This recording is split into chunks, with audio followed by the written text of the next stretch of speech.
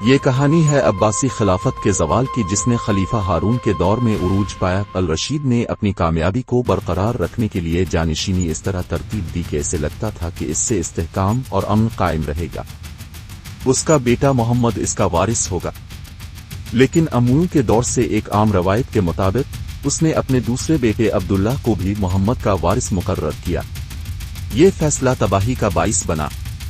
809 عیسوی میں بغداد میں محمد نے خلافت سنبھالی اور لقب الامین یعنی قابل اعتماد اپنایا۔ اس کا سوتیلا بھائی عبداللہ المامون یعنی مطمئن و قابل بھروسہ کے لقب کے ساتھ خراسان کا گورنر بنا۔ دونوں بھائیوں میں مقابلہ شروع ہو گیا، دونوں درباروں میں جلد ہی گروہ بن گئے۔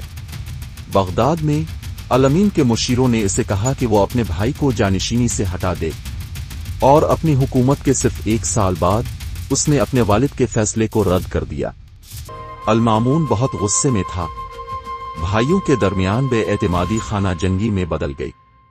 المامون کی کراسنی فوج نے ری میں ایک بڑی فوج کو شکست دی اور 812 عیسوی میں بغداد کی محاصرے کے لیے بڑھ گئی۔ 1 سال طویل خونی محاصرے کے بعد شہر گر گیا۔ الامین فرار کی کوشش میں گرفتار ہوا اور اسے پھانسی دے دی گئی۔ المامون نے خلافت کام کی۔ وہ خانہ جنگی کے بعد اپنی حمایت بڑھانے کے لیے علوی خاندان کے ساتھ نیا اتحاد قائم کرنے لگا۔ یہ طاقتور خاندان حضرت علی سے تعلق رکھتا تھا۔ بعد میں یہ خاندان شیعہ اسلام کے رہنما بنا، جو اسلام کی وہ شاخ ہے جو سمجھتی ہے کہ حقیقی روحانی اقتدار علی کے نسل در نسل وارثوں کو حاصل ہے۔ عباسیت کے روایتی کالے رنگ کی جگہ المامون کے دربار میں سبز رنگ پہننا شروع ہو گیا، جو علویوں سے منسوب تھا۔ المامون نے بیٹیوں کو علوی خاندان میں دے کر امام علی الرضا کو اپنا وارث بنایا، لیکن ان پالیسیوں کی وجہ سے عراق میں دشمنی پیدا ہو گئی اور بغداد میں بڑی بغاوتیں پھوٹ پڑیں۔ 6 سال کے بعد خلیفہ نے دارالحکومت دوبارہ وہاں منتقل کیا تاکہ نظم و نسق بحال کر سکے، اور اپنے اتحاد کو ترک کر دیا۔ المامون کو اس کی کوششوں کے لیے بھی یاد کیا جاتا ہے کہ وہ خلافت پر ایک نیا مذہبی نظریہ مسلط کرنا چاہتا تھا۔ اس نے سب سے پہلے ممتاز علماء کو بغداد بلا کر دینی مسائل جیسے کہ صحابہ کرام کے اعمال، احادیث اور فطرت پر بحث کے لیے مدعو کیا، تاہم اس کا یہ بیان کہ قرآن کسی وقت خدا نے پیدا کیا تھا اور وہ خدا کے ہم اثر نہیں ہے، کو شدید مخالفت کا سامنا کرنا پڑا۔ 18 سال تک مذہبی ظلم و ستم کا دور آیا، جس میں اختلاف رائے رکھنے والے علماء کو قید احاطہ کے عیسوی قتل بھی کیا گیا۔ المامون کے بعد ان کے بھائی نے 833 عیسوی میں خلافت سنبھالی اور لقب المتسم لیا۔ وہ مذہبی بحث و مباحثے سے کم اور جنگ و جدل میں زیادہ دلچسپی رکھتے تھے۔ عباسی خلافت کی فوجیں لڑائی میں مشہور، یہ فوجی نہ صرف عرب بلکہ غیر عربوں میں سے بھی چنے گئے تھے۔ خراسانی، جو کہ صوبہ خراسان کے سرحدی سپاہی تھے، انہوں نے عباسیوں کو تیسری فتنے یعنی اسلامی خانہ جنگی کے دوران اقتدار تک پہنچانے میں مدد دی تھی۔ یہ سپاہی فارسی اور سٹپ جنگجوؤں کی روایات پر مبنی تھے۔ ان کی صفوں میں ہتھیار بند پیادہ فوجی اور بھاری زرہپوش گھڑسوار شامل تھے، جو یورپی نائٹس کی طرح تھے۔ خراسانی نسل کے وہ لوگ جو بغداد کے قریب بسے، انہیں ابن الخراسان یعنی خراسان کے لوگوں کے بیٹے کہا جاتا تھا۔ یہ وفادار فوج خلافت کی فوج کا مرکزی حصہ تھی۔ دیگر قابل ذکر دستے دیلامیس، جو شمالی فارس کے پہاڑی علاقوں کے ماہر لڑاکا تھے، جبکہ افریقی فوجی، جن میں فوجی غلام اور ایتھوپیا سے مسلمان ہونے والے شامل تھے، بھاری پیادہ فوج کے طور پر لڑتے تھے، جن کے ہاتھوں میں ڈھال، تلوار اور نیزہ ہوتا تھا۔ عظیم خلیفہ ہارون الرشید کے پاس 40 افریقی سپاہیوں پر مشتمل ایک اعلیٰ محافظ دستہ بھی تھا۔ عباسی فوجیں خاص طور پر محاصرہ جنگ میں ماہر تھیں اور اس کا بہترین استعمال کرتی تھیں۔ 9ویں صدی میں بڑی تبدیلیاں آئیں، کچھ مورخین نے اسے فوجی انقلاب تک کہا ہے۔ الرشید کے بیٹوں کے درمیان خانہ جنگی کے دوران المتسم نے اپنی فوج کو بڑھانا شروع کیا اور ترک غلام سپاہیوں کو خرید کر اپنی فوج میں شامل کیا۔ اس کا پسندیدہ سپلائر سالمون خاندان تھا، جو ٹرانس اکسانا کے حکمران تھے۔ یہ غلام فوجی بچپن میں اپنے دیہات سے اٹھائے جاتے یا غلام منڈیوں سے خریدے جاتے، پھر انہیں شدید فوجی تربیت اور اسلامی تعلیم دی جاتی۔ وہ زبردست گھڑ سوار اور ماہر تیر انداز بن کر نکلتے۔ معاصر عالم الجہید نے ان کی بہت تعریف کی۔ ترک نیزہ بازی میں دوسروں سے کم نہیں ہے، اور اگر ان کے 1000 گھڑ سوار مشکل میں آ جائیں تو ایک بار میں اپنے سارے تیر چھوڑ دیتے ہیں۔ مورخین وقت کے تعین پر اختلاف کرتے ہیں، لیکن 9ویں صدی کے کسی نہ کسی وقت یہ ترک غلام سپاہی جنہیں مملوک کہا جاتا تھا، عباسی فوج کے اندر ایک ممتاز دستے کی شکل اختیار کر چکے تھے۔ ایسا دستہ جو خلیفہ کے ذاتی وفادار تھے اور جسے وہ اپنے سیاسی حریفوں کو دھمکانے کے لیے استعمال کر سکتا تھا۔ خلیفہ کے دربار میں ان کا بہت بڑا اثر و رسوخ تھا۔ اس سے پرانی اشرافیہ ناراض ہو گئی، جن میں سے کئی کو اپنی فوجی خدمات کے عوض روایتی دیوانی ادائیگیاں بھی بند کر دی گئیں۔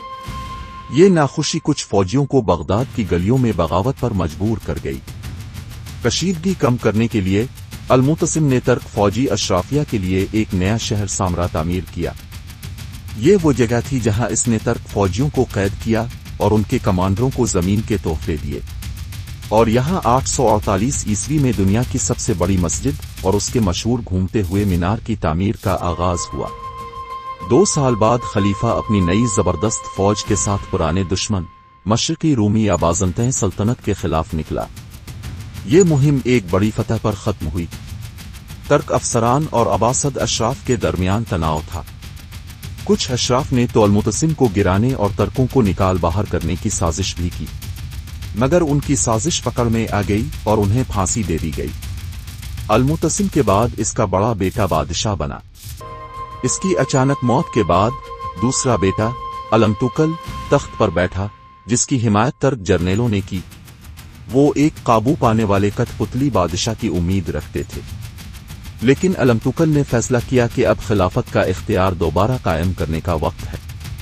اس کے حکم پر کئی ترک رہنماؤں کو قتل کر دیا گیا، اور اس نے ان کے اثر و رسوخ کو کم کرنے کے لیے عرب اور آرمینی فوجوں کو استعمال کرنے کی کوشش کی، لیکن ترکوں نے جوابی کارروائی کی۔ 861 عیسوی میں خلیفہ کو اس کے اپنے محافظوں نے قتل کر دیا۔ اس کے بعد جو افراتفری اور خانہ جنگی ہوئی اسے ادہاں بے نظمی کہا جاتا ہے۔ 4 خلیفہ اقتدار میں آئے جو سب ترک فوجی اشرافیہ کے کٹھ پتلی تھے۔ ہر ایک کو بالآخر زبردستی ہٹا دیا گیا۔ نظام صرف 870 عیسوی میں خلیفہ المعتمد کے اقتدار سنبھالنے کے بعد بحال ہوا، مگر بے نظمی نے خلیفہ کی اتھارٹی کو ناقابل تلافی نقصان پہنچایا تھا۔ مشرقی افریقہ کو زنگی کہا جاتا ہے۔ 14 سالہ بغاوت نے اس خطے کو تباہ کر دیا اور عباسیوں کی ٹیکس آمدنی اور بغداد کے خوراک کے نظام کو بری طرح متاثر کیا۔ افغانستان میں ایک تانبے کا کاریگر یعقوب الصفار نے حیران کن طور پر طاقت حاصل کی، اپنی سرفرنامی سلطنت قائم کی اور مشرقی فارس کے بڑے حصے پر قبضہ کر لیا۔ اس کی پیش قدمی کو صرف 876 عیسوی میں در الکل کی لڑائی میں روکا جا سکا۔ ایسے پر تشویش دور میں عباسی خلفائے کو اپنی حکمرانی قائم کرنے میں مشکلات کا سامنا تھا، لیکن کچھ کامیابیاں بھی حاصل ہوئیں۔ عباسیوں کی دوبارہ عروج کی وجہ ان کی فوجی مہمات اور ہوشیار سفارت کاری تھی، خاص طور پر ان کی شادی مصر کے ٹولونید حکمران کی بیٹی سے۔ وہ مشہور کچرال ندا تھیں۔ ان کا نام قطرہ کے معنی رکھتا ہے۔ ایک عالم نے انہیں تاریخ کی سب سے ذہین اور شاہانہ خواتین میں شمار کیا ہے۔ جب المقتدی نے اپنی دلہن سے کہا، خلیفہ سے شادی کر کے تم نے اپنے لیے بڑا کام کیا ہے اور خدا کا شکر ادا کرنے کی کیا بات ہے، تو اس نے جواب دیا، تم نے اپنے لیے اچھا کیا ہے، اب میرا باپ تمہارا ہے۔ المقتدی کے بیٹے الموفق کے دون حکومت میں طولونی مصر کو مکمل طور پر عباسی خلافت میں دوبارہ شامل کر لیا گیا، لیکن کہیں اور خبریں پریشان کن تھیں۔ عرب کے علاقے میں عباسی حکمرانی ختم ہو گئی تھی، جہاں ایک شیعہ گروہ قرامطہ نے حج کرنے والے زائرین پر حملے شروع کر دیے تھے جو مقدس مکہ کی طرف جا رہے تھے۔ 930 عیسوی میں انہوں نے کعبہ سے حجر اسود چرا لیا، جو عباسیوں کی شان و شوکت کے لیے ایک بڑا دھچکا تھا۔ وسطی ایشیا میں فارسی سالم بناز نے اپنی ایک سلطنت قائم کی اور آزادی کا اعلان کیا۔ یہ دور فارسی حکمرانی کے عروج کا زمانہ تھا، جب مقامی فارسی خاندان دوبارہ فارس پر حکومت کرنے لگے۔ اب عباسی خلیفہ کو صرف بادشاہی کا لقب حاصل تھا، اصل اقتدار اس کے ہاتھ میں نہیں تھا۔ وہ ایک علامت بن چکا تھا جس کے پاس کوئی طاقت نہیں تھی اور اکثر اپنے وزیر کے زیر اثر رہتا تھا۔ 930 کی دہائی تک خلیفہ کا کنٹرول ختم ہو چکا تھا۔ دونوں سول انتظامیہ اور فوجی کمانڈ کا کنٹرول نئے افسر امیر الامراء یعنی کمانڈرز کے کمانڈر کے حوالے کر دیا گیا۔ آخری ذلت 945 عیسوی میں ہوئی۔ وہ یہ شیعہ سردار تھے جو شمال مغربی فارس کے دام پہاڑوں سے تھے، لیکن ان کی پہلی کامیابی فارس میں ہوئی، پھر وہ فارس اور عراق پر قابض ہو گئے۔ بغداد میں ان کا جشن فتح داخل ہونا سنی عباسیوں کے لیے بہت بڑی ذلت تھی، پھر بھی انہوں نے خلیفہ کا لقب بطور محض نقلی سربراہ رکھا۔ 2 دہائیاں بعد ایک اور شیعہ سلطنت، فاطمی سلطنت، شمالی افریقہ کے ساحل پر چھا گئی، مصر پر قبضہ کیا اور اپنی خلافت کا دارالحکومت قاہرہ قائم کیا۔ کچھ مورخین اسے شیعہ صدی کہتے ہیں، جہاں شیعہ سلطنتیں جڑواں خلافت کی حکمرانی کر رہی تھیں اور مسلم دنیا کے بڑے حصے پر قابض تھیں، لیکن یہ زیادہ دیر تک قائم نہ رہ سکا۔ ایک خطرناک سنی طاقت وسطی ایشیا سے ابھرنے والی تھی۔ سلجوق ترک خانہ بدوش تھے۔ یہ بہادر جنگجو تھے جو سنی اسلام کے بڑے حامی بن گئے۔ 10ویں صدی کے آخر میں، شاید موسمی تبدیلیوں کے جواب میں، یہ جنوب کی طرف کوہستان میں داخل ہوئے۔ غزنوی سلطنت، جو سامانیوں کی جانشین تھی، سب سے پہلے گر گئی۔ سلجوق ترک ناقابل روک تھے، فارسی میدان میں مغرب کی طرف تیزی سے بڑھتے گئے، بغداد پر قبضہ کیا، وہ یہ سلطنت کو ختم کیا، مانزیکٹ میں بازنطین فوج کو کچل دیا اور عظیم سلجوق سلطنت کی بنیاد رکھی۔ ان کی فتح میں کچھ حد تک کمی تھی۔ یورپی صلیبیوں نے 1099 عیسوی میں یروشلم پر قبضہ کیا اور صلیبی ریاستوں کی ایک سیریز قائم کی۔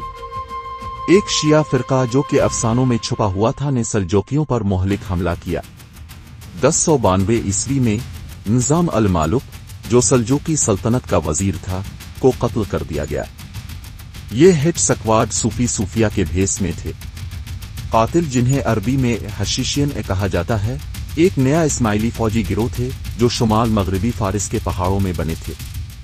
طاقتور دشمنوں کا سامنا تھا، مگر اپنی فوج نہ ہونے کی وجہ سے وہ مدد لینے پر مجبور ہو گئے۔ سلجوقیوں کے دور میں عباسی خلفاء روحانی رہنما اور نمائندے کے طور پر حکومت کرتے رہے، لیکن 12ویں صدی میں عظیم سلجوق سلطنت ٹوٹ پھوٹ کا شکار ہو گئی۔ یہ وہی کہانی ہے جس میں جانشینی کو لے کر جھگڑے اور مقامی حکمران اپنی طاقت بڑھانے کی کوشش کرتے ہیں۔ کمزوری کا احساس کرتے ہوئے 1136 عیسوی میں عباسی خلیفہ المقتفی نے تقریباً 2 صدیوں بعد پہلی بار عباسی خلافت کی خود مختاری کو دوبارہ قائم کرنے کے لیے اپنی فوج تیار کی۔ اس نے بغداد پر قبضہ کر لیا اور 1157 عیسوی میں سلجوقیوں کی محاصرے کا مقابلہ کیا۔ طویل عرصے تک غیر ملکی تسلط کے بعد عباسی دوبارہ ایک خود مختار طاقت کے طور پر ابھرے، لیکن یہ سب جلد ہی تباہ ہو گیا۔ 13ویں صدی میں مشرق سے ایک نئی طاقت نے اسلامی دنیا کو تہس نہس کر دیا، فوجوں کو بکھیر دیا اور ہر شہر کو تباہ کر دیا جو ان کے سامنے سر نہیں جھکاتا تھا۔ 1258 عیسوی میں ہلاکو خان نے عباسی خلافت کے خلاف پیش قدمی کی۔ جب اس کی فوجیں بغداد کے قریب پہنچی تو اس نے خلیفہ المستسم کو سخت خبردار کیا اور شہر کے سرنڈر کا مطالبہ کیا۔ منگولوں کے اس خوفناک ریکارڈ کے باوجود کہ وہ کسی بھی شہر کو تباہ کر دیتے تھے جو ان کے خلاف ہوتا تھا، المستسم نے سوچا کہ بغداد کی دیواریں کسی بھی قدم چوڑے کو روک سکتی۔ وہ غلط تھا۔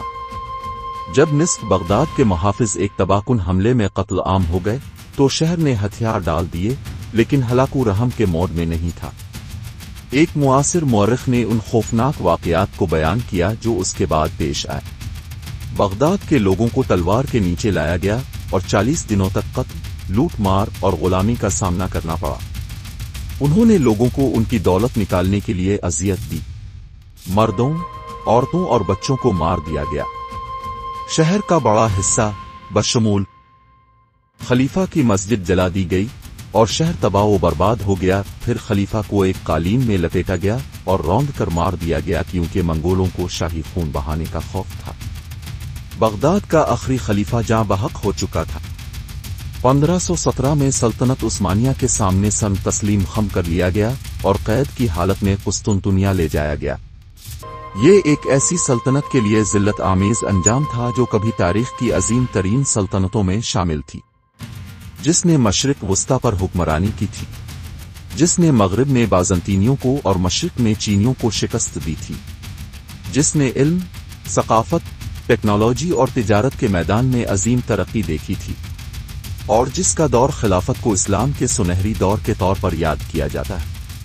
آنے والے صدیوں تک اسلامی حکمران اپنی قانونی حیثیت اس ایک عظیم سلطنت عباسیوں سے نسبت بتا کر منواتے تھے۔